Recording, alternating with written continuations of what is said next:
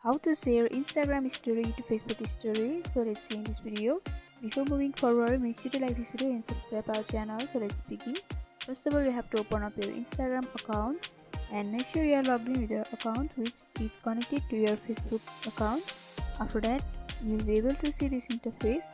So in the right lower corner, you'll be able to see the profile icon. So simply tap on that. After that, you have to tap on the three bar horizontal line in the right upper corner. And you have to go for settings and privacy. After that, you have to scroll down below until you see sharing and remixes option. So tap on that.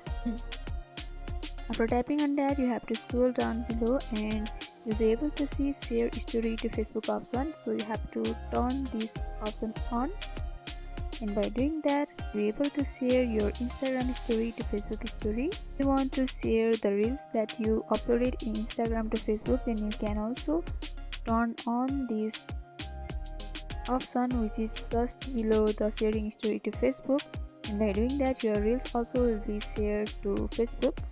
So by following this simple step, you can share Instagram story to Facebook story. So hope this video was helpful.